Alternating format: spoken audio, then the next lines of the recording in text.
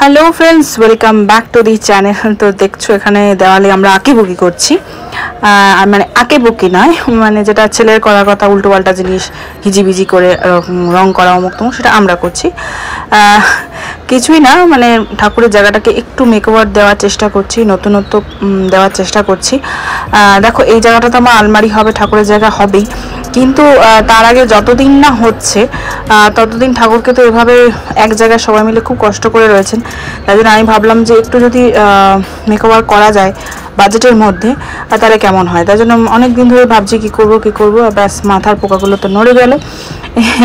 তো এখানে কিছুই না, এই যেটা ওই ড্রয়ারটা দেখছো যেটার উপর ঠাকুর বসে আছেন, সেটার মাপে সেম করে আর কি দেওয়ালে অতটা পুরোটা আমি একটা বাটাম দিয়ে, আর কি বাটাম না, অ্যাকচুয়ালি ওটা কি বলে, বিট দিয়ে ওটাকে ও মেপে দিয়েছে, কারণ অত উঁচু হাইটে আমি পারবো না। সেটা মানে পেন্সিল দিয়ে করে তারপর মাস্কিং টেপ দিয়ে ওটাকে আলাদা করে দিয়েছে। এবার সেটাতে আমি আগে প্রথমে সাদা রং মানে দিচ্ছি, তারপরে যে গোল্ডের রংটা দেওয়া সেটা দেবো। তো উপরের হাইটটা আমি পারি না, মানে অতটা আমার হাতই যাচ্ছে না, তো সেইখানটা ও করে দিচ্ছে, বাকিটা আমি করছি।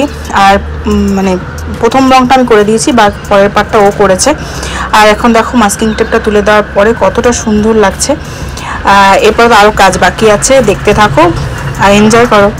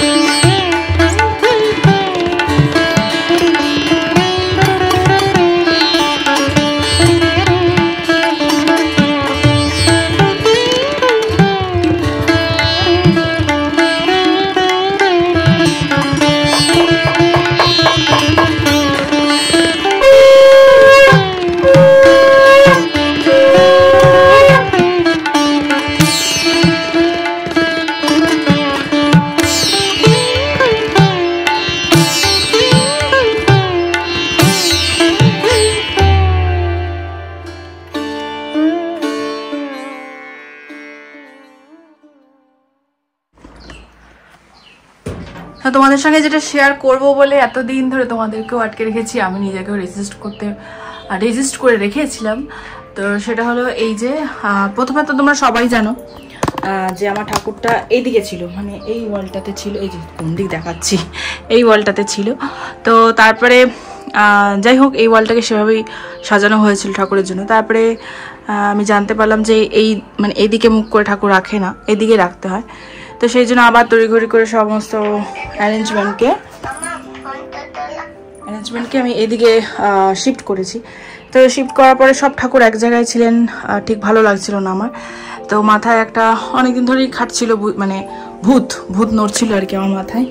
তো মাথার পোকামাকড় যেটাই বলো খুব নড়ছিল। তো এটাকে একটু এদিক ওদিক কিছু হয়েছে। তো কি হয়েছে সেটা ডিটেলস আমি বলছি। তো প্রথমে তো এটাকে মাপ করে, মানে ভিডিওতে তোমরা দেখেইছো, মাপ করে পুরো এটাকে স্কেল না, ওই বাটামগুলো দিয়ে বিটগুলো দিয়ে আর কি পুরো মাপ করে একটা দাগ দিয়ে মাস্কিং টেপ দিয়ে মাঝখানটা প্রথমে গোল্ডেন রং করেছি। তারপরে এইগুলো আমি বিট লাগিয়েছি, এই যে এই একটা বিট, তার সঙ্গে পাশে আরেকটা এরকম বেরিয়ালা বিট লাগানো হয়েছে। সেটা আমরা লাগাইনি, অবভিয়াসলি আমরা পারবো না, ওইগুলো মিস্ত্রি দাদা দিয়েই করিয়েছি। আর এই তাকগুলো বলেছিলাম মিস্ত্রি দাদাকে বানিয়ে দিতে। প্রথমে ভেবেছিলাম এই দুটো লাগাবো আর দুটো এক্সট্রা লাগিয়ে নেবো, তবে দেখলাম আমার মানে লক্ষ্মী ঠাকুর আর এই শিব ঠাকুরের জন্য একটু ভারী পোক্ত মতন লাগবে আর কি। তার জন্য এটাকে আবার চেঞ্জ করা হলো, মানে চারটি এক রকমের নেওয়া হলো। তো যাই হোক সেটা এরকম চারটে উনি বানিয়ে নিয়ে এসেছিলেন। খুব বেশি যে মানে আমি বলেছিলাম যে দাদা ঘরে যেরকম আছে সেই দিয়ে আমাদের জন্য কিছু কিনতে হবে না। তো যাই হোক এটা তার উপরে সানমাইকা দিয়ে আমি বলেছিলাম এরকম ডার্ক ব্রাউনের উপরেই রাখবে, তো সেরকম উনি বানিয়ে দিয়েছে। আর যেহেতু এটা মানে গ্রিপ করে লাগানো নেই, তার জন্য এল ক্ল্যাম্পের সাহায্যে এটাকে ফিক্স করা হয়েছে।